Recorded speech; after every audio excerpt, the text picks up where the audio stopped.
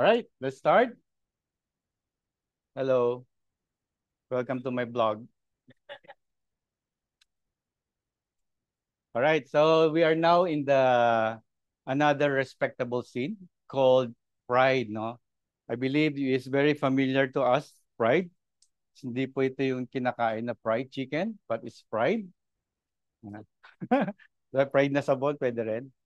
So let me ask you a question. Among the Bible characters that you know, who is the most distasteful to you, or who is the most that you hate? Probably hate is not a good word, but maybe distasteful. You don't like it, or you don't like this person. Aman. Aman daw po, aman. Sino? Si Judas. Sino pa? Aman. Sinabi ko, Damon. Si Satan, of course. Si Lucifer. I mean, maybe during the time, see, meron akong kasabay dito. During the time of Jesus, maybe do you know anyone that you don't like? Who's the enemy of Jesus in his time? Si Job's wife daw po. Panahon ni Jesus eh. Ay, hindi, nandun pa kami sa hate. I give you a hint. It's that teachers of the law. The Pharisees. The Pharisees. Probably they are the one who may be distasteful to us, no? So if you remember, one of the prayer of these Pharisees is this. Oh, I know. So ito yung verses pala natin kanina binasa. So one of the prayer of the Pharisees in Jesus' time is this, no? They prayed like someone who is in front of everyone, no? And they display how they pray. And one of the prayer that Jesus mentioned is this is how they prayed.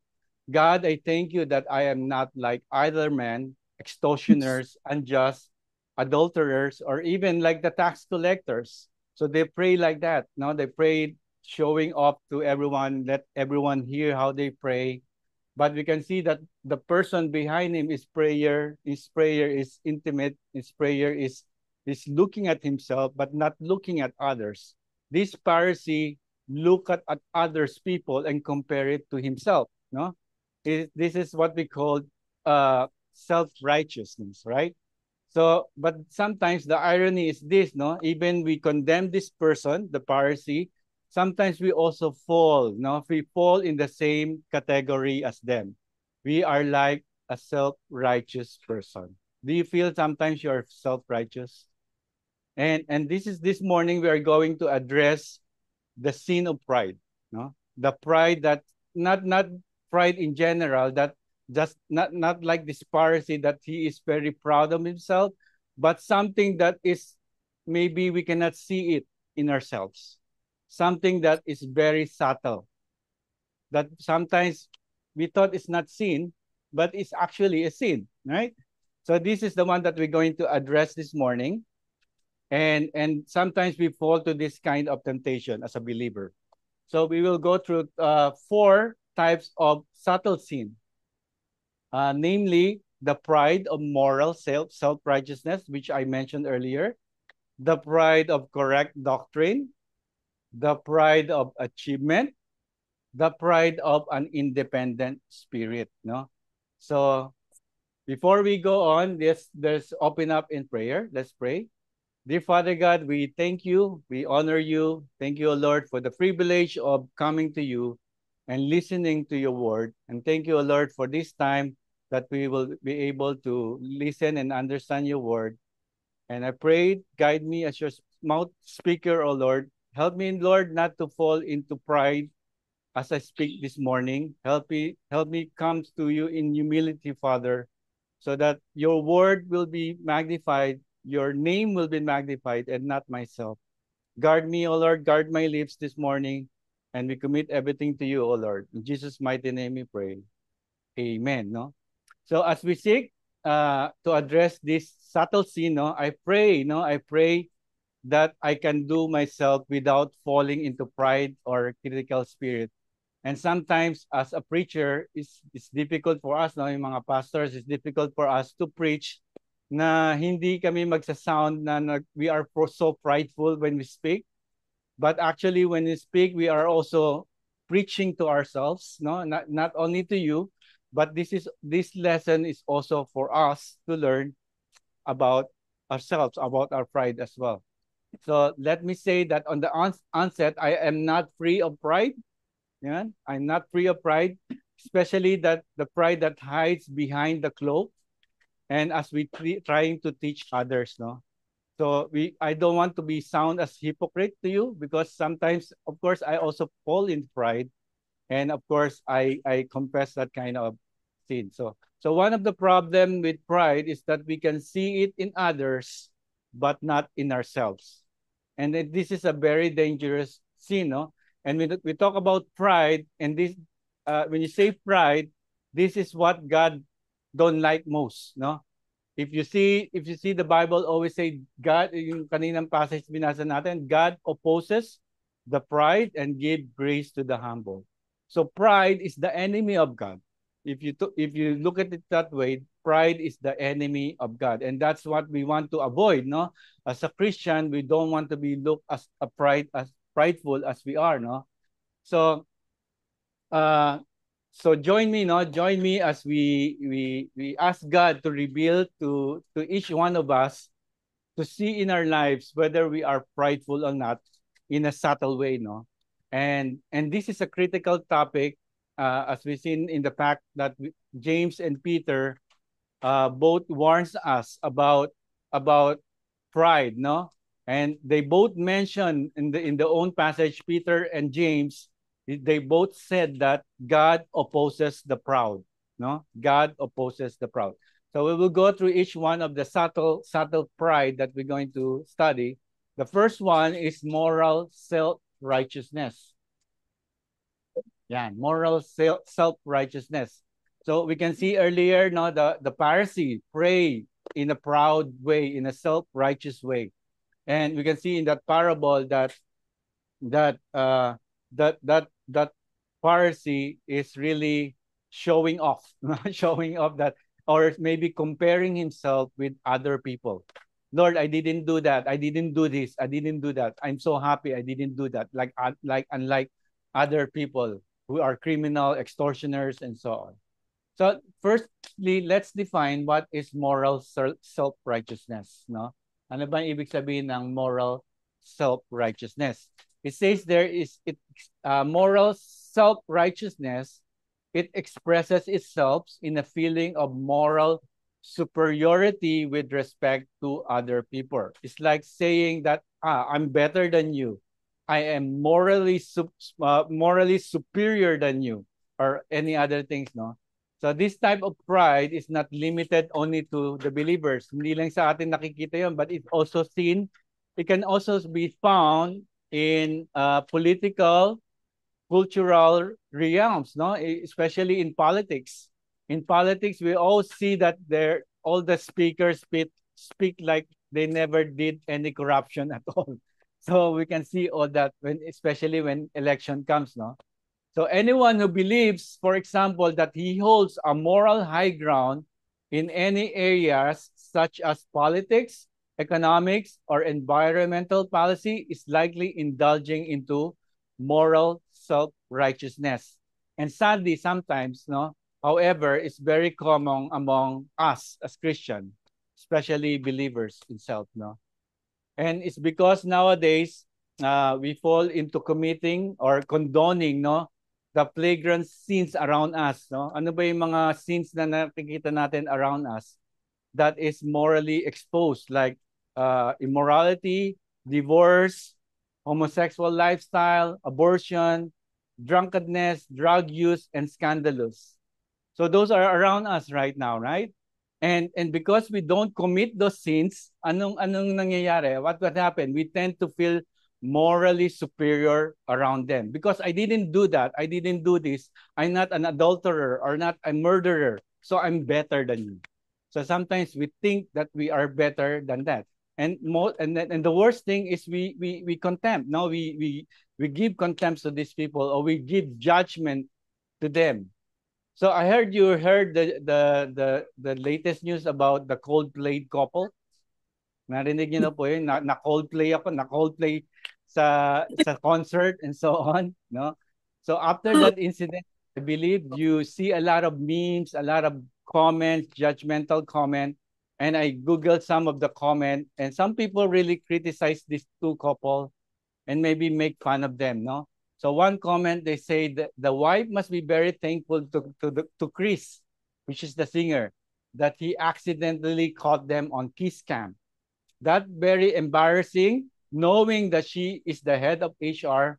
What a good role model, no? Parang is saying that, implying that this is I'm better, I'm better than this person, no?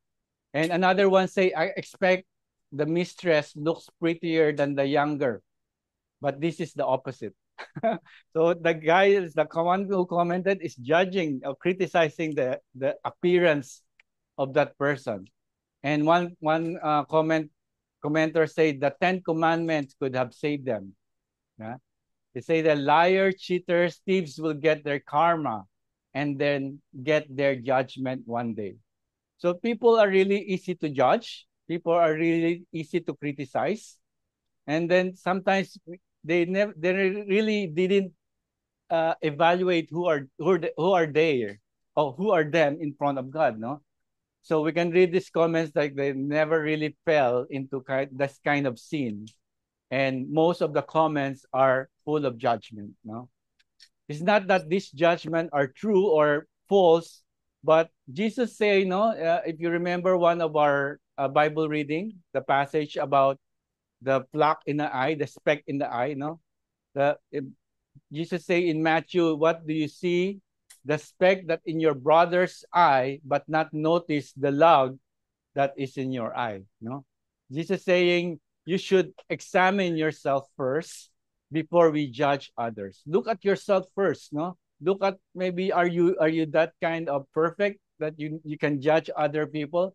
It's the principle that one principle that we read there in the Bible reading that we posting every day is this. No, it says here that true discernment begins with humility. When we first deal with our own flows, we become more compassionate, less hypocritical, and more aligned with God's grace. And that's what true discernment is. We need to know who we are, no? We need to know before we judge a person, are we judging in the right way? So to fall into the moral self-righteousness is to fall into subsequent spirit of contempt, which is, when you say contempt, you are saying that the person that you are judging or criticizing is worthless, and maybe it's nothing, it's better than you, or it's better than me, I'm better than that person. So you are saying you are contempting that person towards whatever he practiced, what kind of sin he practiced. In fact, Jesus told the parable, no, about the Pharisee, and about the Pharisee who prayed this kind of prayer. He said in Luke 18, verse 9, he said these words, no, to some who trusted in themselves, no, that they were righteous and treated others with contempt. So if you are self-righteous, one thing that you will do is to contempt others, to criticize others. If you looking at yourself na once you see a person, you're already judging that person, you are already self-righteous in a way, right? If you see one person that is not appealing, you are already judging this person. Is you are doing, we call it prejudice, no? You're doing judging. What you haven't really met that person in a personal way, no?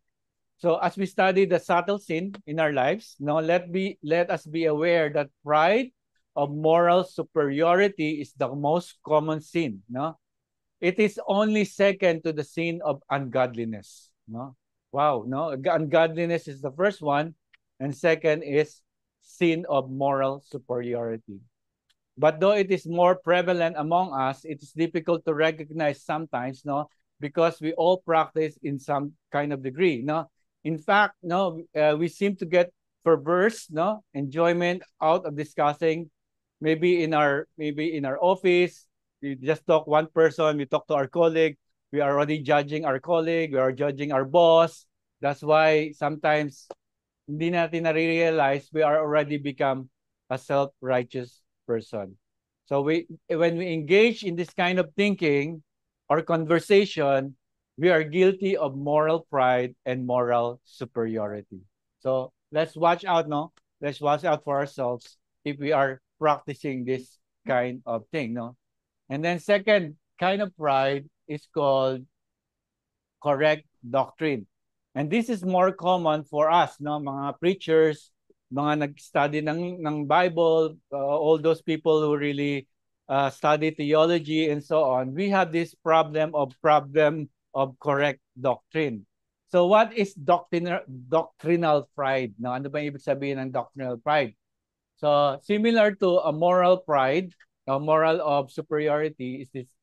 It says there the assumption that whatever my doctrinal beliefs are, they are correct, and anyone who holds another belief, they are theologically inferior. No, of course we have our own doctrine, we have our own belief, so we hold on to that. No, and those of us who care about doctrine are susceptible to this form of pride. No, especially pastors, teachers of the Bible, no, mga nag-aaral ng Bible. It doesn't matter whether you are Armenians, you are Baptists, you are Calvinists, or any form of theology, and we think our doctrinal beliefs are correct, and we look at some doctrines, and then we also contempt. We also say bad things about them, no? And of course this is not good, especially for pastors who like especially to debate. Mga nagdi-debate na pastors.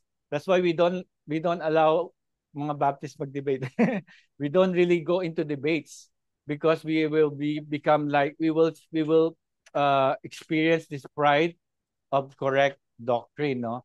But on the contrary, there are also those people who don't consider doctrine important, no?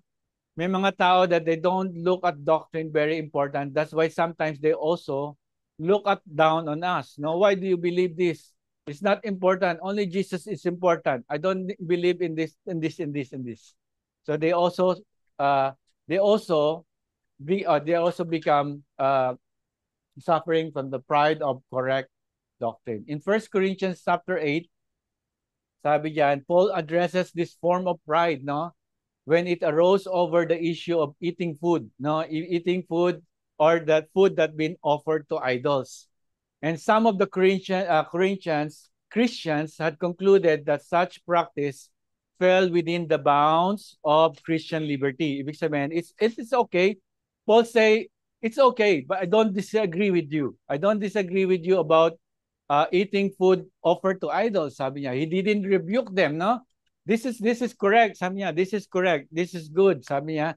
But sabi ni Paul said, he wrote these things, no? He wrote this passage in verse 1 of chapter 8, sabi niya, now concerning food, no, offered to the idols, we know that all of us, yung mga nag-study ng Bible, all of us possess knowledge, no?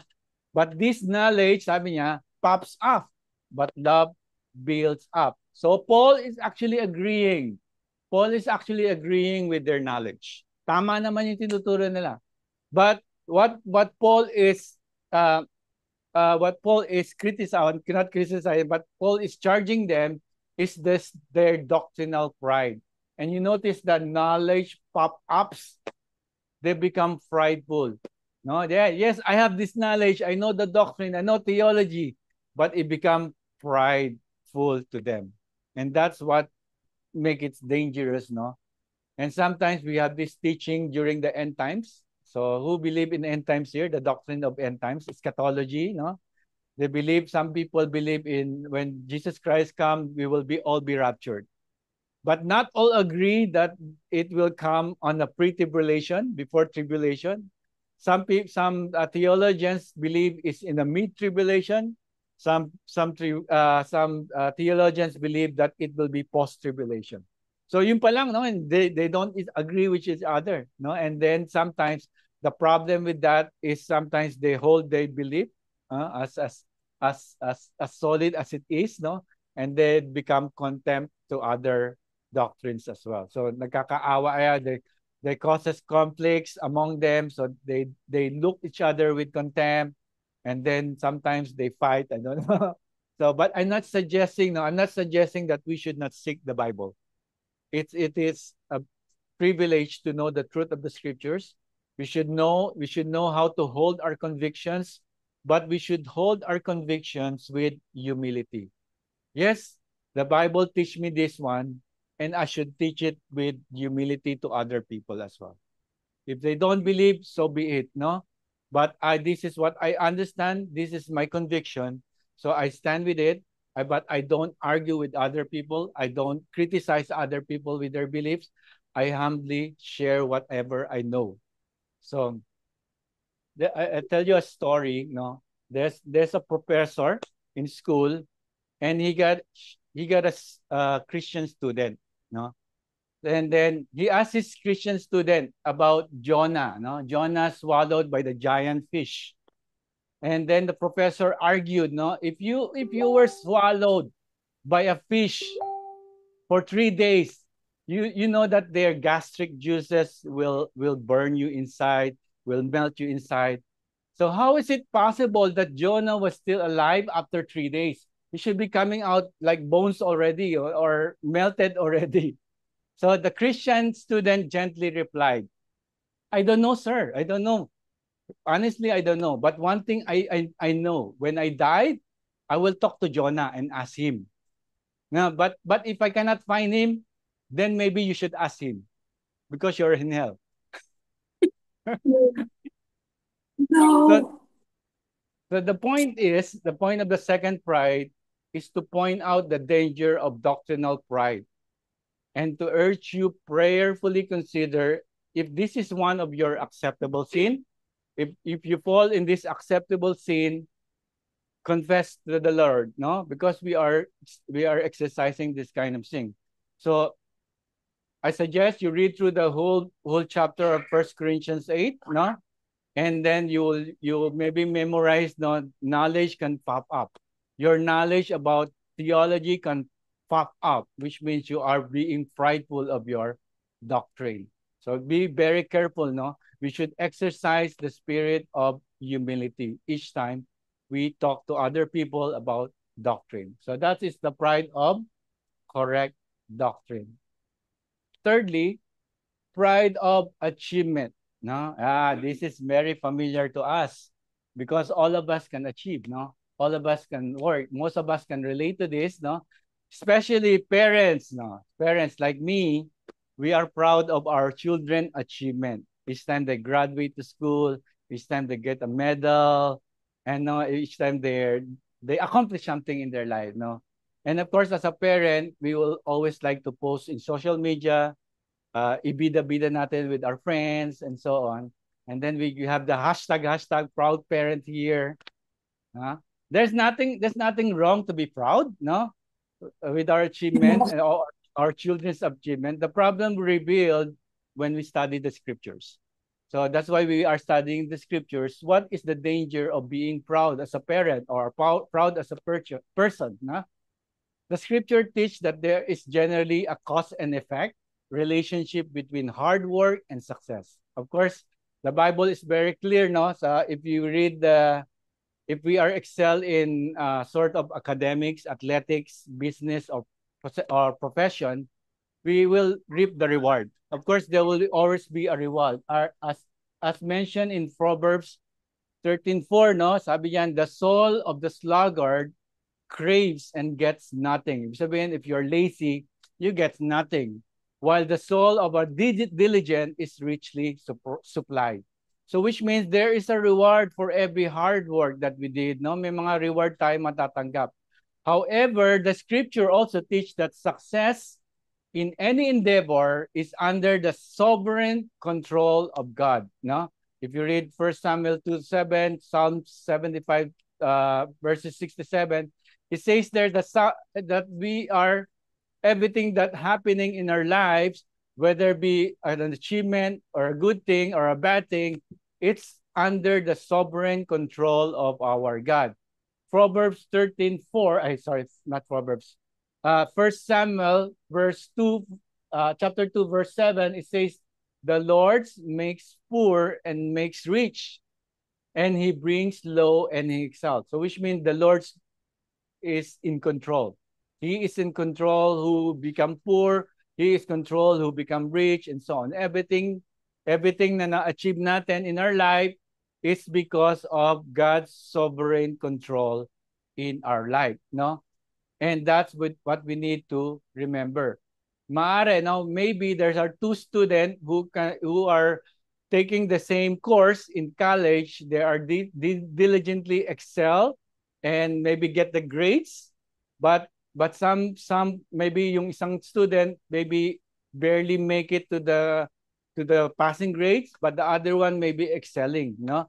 So what's the difference, no? God has given more intellectual ability than sa other maybe, and the other maybe perhaps it doesn't mind because maybe in this environment, no? Maybe because of the environment that other kid is so rich, they don't care about studies and so on. So this is what happened and in our mind. Doesn't mean that God is not in control, but God is always in control. Who will succeed and who will fail, no? And again, whenever the cause, the ability to achieve or succeed in any endeavor ultimately comes from God. That's we need to remember. We can look that also in Deuteronomy 8:17-18, no? This verse is considering about the subject of thankfulness, no? If you are thankful. So basahin po natin 'yan. Maybe we can read, or who can read this? Anyone can read? Oh. Jewel. He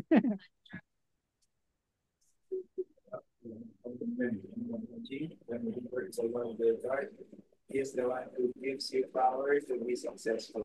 In order to fulfill the covenant, he confirmed to your ancestors with and with the Roman English revelation. Yeah, it's very clear, right? It says that uh, the Lord is the one. The Lord is the one who gives you power to be successful. And that's why we need to, again, we need to remember that our success is not because we are hardworking, not because we are studying every night, burning our eyebrows and everything, but God is the one who give us success, no? God who give us the power to succeed, no?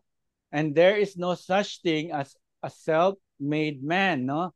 And then there's a saying in English, sabi yan, you cannot pull yourself in your own bootstrap. You heard that saying? Pulled himself by his own bootstrap. Like this. So if you have the boots, or you see shoes, you cannot pull yourself up because you are stepping on that shoe. So nobody can do that. No one, or impossible to pull yourself by your own bootstrap. Else, nangyari na number 4, you will just fall down. You cannot do it by yourself. No such thing as self-made man. Everything is ordained by God. Everything is by the will of God, no? And maybe from the human point of view, you may appear that you have succeeded. You maybe appear that you are a successful businessman, no? Maybe through persistent determination, unwavering effort, despite maybe facing these difficulties or obstacles, you still make it as a successful businessman. But the question is, who gave you that entrepreneurial spirit, your business acumen that enabled you to succeed? It was only God.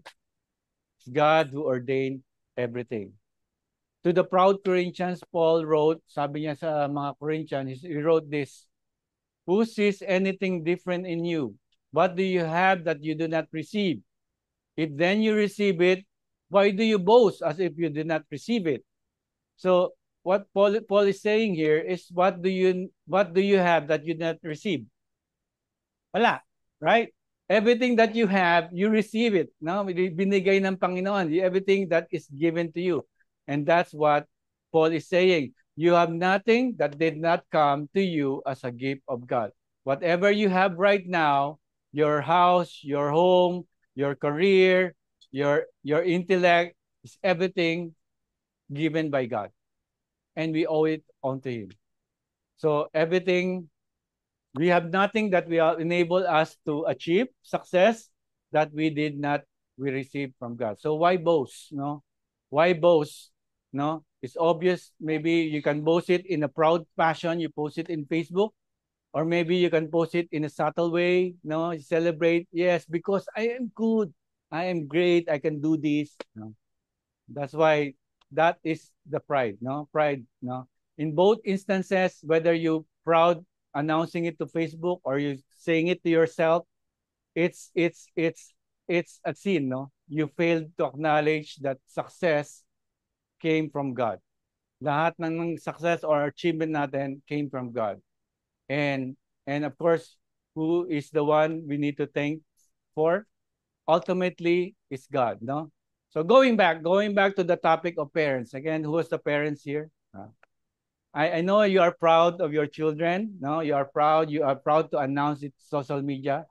Maybe you post it this way, no? You post it this way. Yes, our daughter, Maria graduated as a summa cum laude from Harvard. Wow!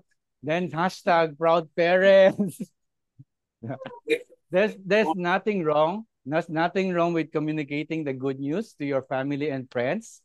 But in the stated above fashion, no, it conveys the idea that you're saying, isn't it our daughter very smart? No, parang sinasabi niya, no? But there's no acknowledgement that his intellectual ability came from God. No, ayun yung problema, no? That's the problem. If we want to avoid a subtle sin in our life, no, especially in our children's achievement, we may post something like this. So gawin natin ganito, medyo mahaba nga lang. But this is an example of how to post it in a humble way, no? Sabi niya, our daughter Maria graduated summa cum laude from Harvard. We deeply acknowledge that Maria intellectual ability comes from God, and we are profoundly grateful to her. We know that God does not choose to endow every child with the abilities He has given Maria. We have tried to instill grateful attitude in Maria to teach her that her academic abilities are a stewardship entrusted to him by God to be used to serve others and to glorify God. Medyo mahaba nga na. Pero you know what I'm coming from, no? It's about the glory of God, about the acknowledgement that God is the one who orchestrated everything. So whether it is your own success or maybe your children's success or whatever endeavor may be, we should honor God because He is the one who gave us an achievement, no? And to fail to acknowledge God or to fail to say that this is comes from God, it is to dishonor God in his role in our life, no? And this is a form of pride, and this is a sin. It's a subtle sin to be sure, but still it is a sin, no? And another aspect of pride, of course, about achievement is the desire for recognition. Sometimes we desire recognition. If we achieve something, uy, purihin mo naman ako. I finished this one. Uy, please me, or please praise me because I did this and so on. So sometimes we are after that kind of recognition, no? And but sometimes we nobody recognize our hard work, nobody recognize our achievement, and sometimes we also fall in this kind of sin, no? The desire for recognition is also kind of, instead of pride, but it's more on looking for recognition, no?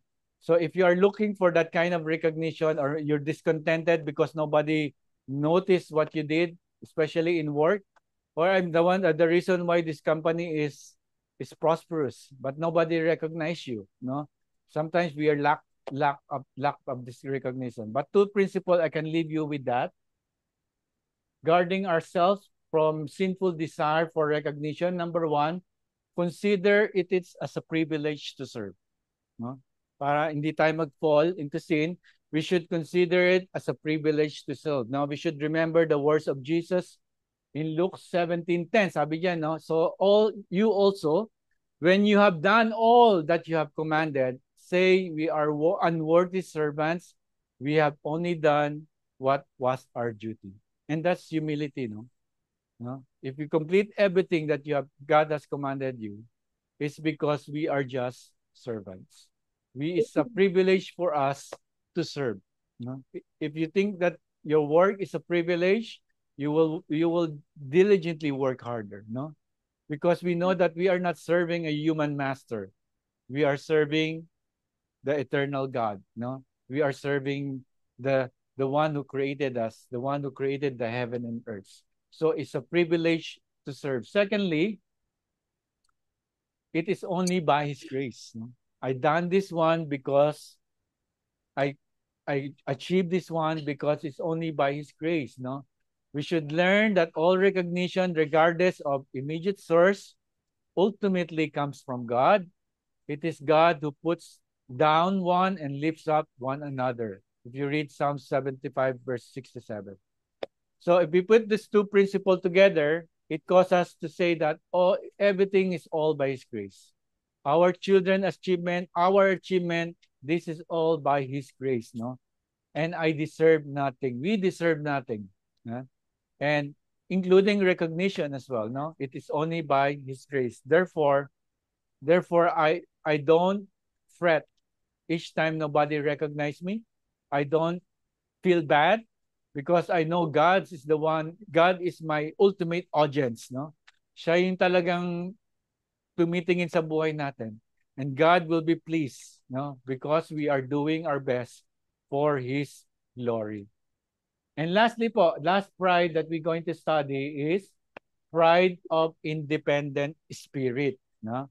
Ano ba yung pride of independent spirit?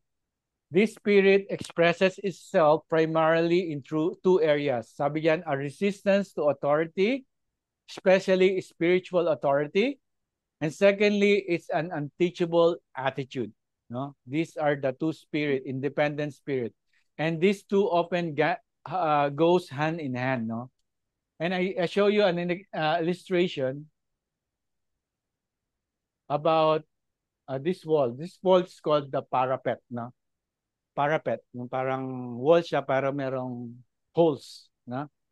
And during the Battle of the Wilderness in the Civil War, no, Union General John Sedgwick was inspecting his troops. So I think nando sila sa baba where they're down, and then the parapet somewhere in far away. So at one point he came to a parapet, no, over which he gazed out in the direction of the enemy. So he see the enemy. They are hiding behind the parapet walls, but yung parapet have holes. They have holes. So his officer suggests that this is unwise. Don't stand there, General. Don't stand there because you might get hit. You might get hit by the enemy. And then what did the general say? Sabi niya, nonsense, no? Sabi ng general, they could not hit an elephant in this. Patay siya. Hindi niya natapos yung sentence niya. Tinamaan na siya. It's dead, no? General Sedgwick fell on the ground, fatally wounded. So he didn't listen. He didn't listen to his officers, what they're saying. He exercised his pride. Because of that, he died. So let us beware. Let us beware of unteachable attitude. No? Let us beware of that unteachable attitude. Proverbs 12:15 says, the way of the fool is right in his own eyes, but he who counsels is wise. Second illustration that I want to show to you is this seatbelt. No, seatbelt. Do you know Muhammad Ali, the greatest boxer? No. So Muhammad Ali's prime as a heavyweight champion in boxing, he had taken a seat in a 747 airplane, no, which starting to taxi down or landing na on and then one of the flight attendant walked to Muhammad Ali and noticed that he didn't have his seat belts on, no? So the flight attendant said, "Please, sir, please fasten your seatbelt." And then Muhammad Ali looked up and proudly and snapped, "Superman don't need seatbelt." Sabi ni Muhammad Ali, no, "I don't need seatbelt." Without hesitation, the stewardess said, "Superman don't need a plane either." So again, let us beware of resistance to authority attitude. No, in Hebrews 13, verse 17, it say, "Obey your leaders and submit to them, for they are keeping watch over your souls. And those who will have given account, let them do this with joy and not with groaning, for what you will be of no advantage to you." Again, the writer of Hebrew probably had in mind spiritual authority. Sino ba yung may mga spiritual authority over us? Pastors, leaders of the church, maybe yung mga nagdi-disciple sa'yo, no? These are spiritual authority because they're in principle, no? In principle, they are more mature believers than you, no? So you should always submit to the mature believer, no? So again, the principle of submission and teachability applies in any situation where someone is under the instruction or training of more mature believer. And it is our pride of an independent spirit that make us unteachable and unsubmissive. No? So let's be aware of that. And again, if you resist to your spiritual authority, you will have this, or you have an unteachable spirit. These are also not limited to student. I remember when I was in high school, I have this, I read this phrase in our ROTC. If you know ROTC, yung mga reservists last time in high school, they have this big sign, no, sa room namin. "Today you follow, tomorrow you lead," no? And today you obey, tomorrow you complain. Again, I'm not saying I'm proud of that. I'm not saying I'm saying in a proud way, but I managed to obey those rules in our class.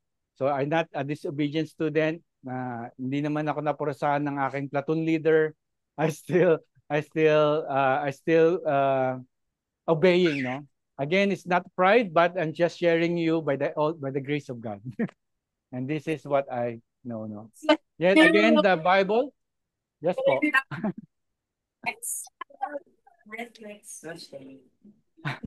Yet the Bible strongly teaches the value of our teachable attitude. Maraming verses sa Bible that teaches about surrendering submission to authority.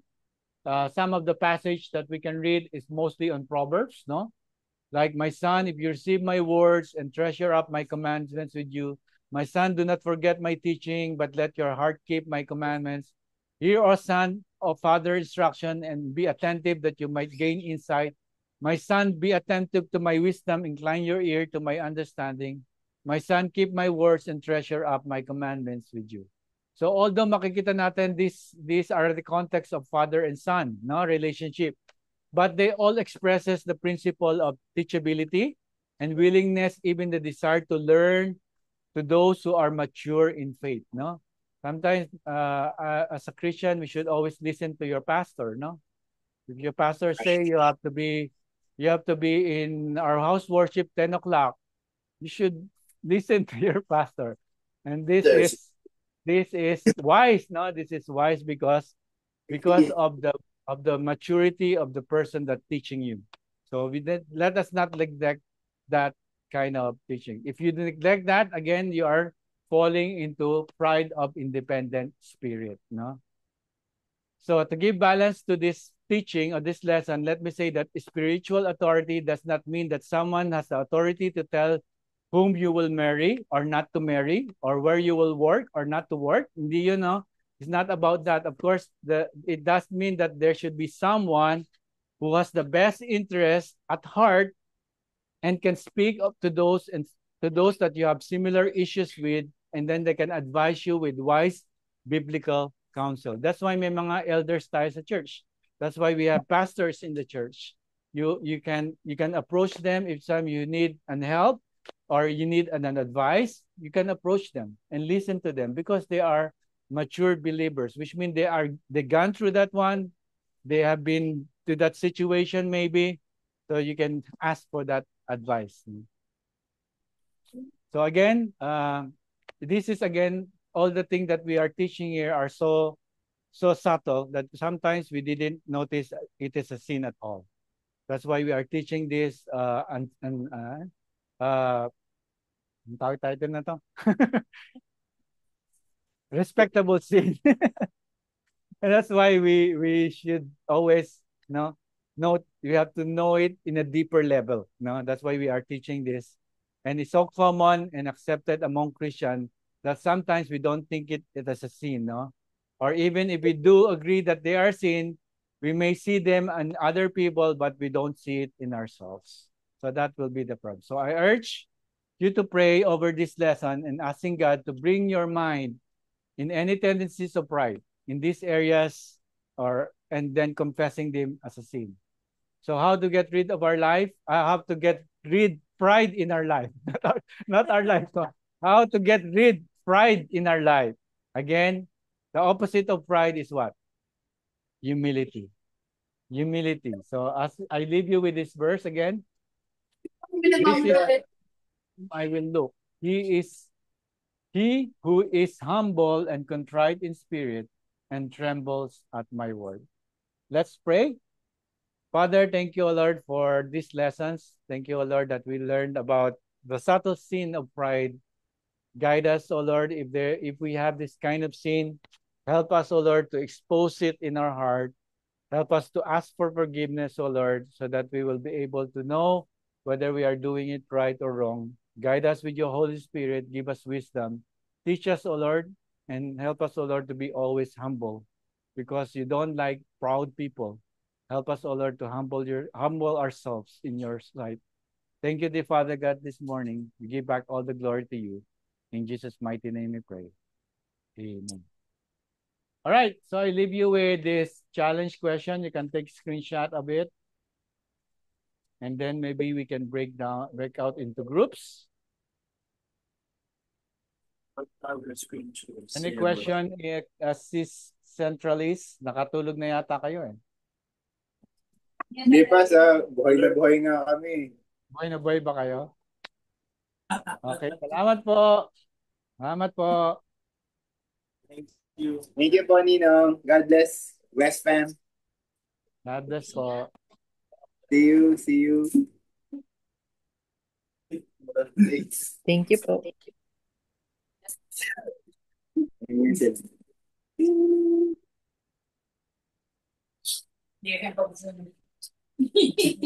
Bye. Bye, guys. Hi, guys. Thank you for watching. Thank you for Right. like and Subscribe. subscribe. Subscribe to my... Like, subscribe po. Sige po. Assign ko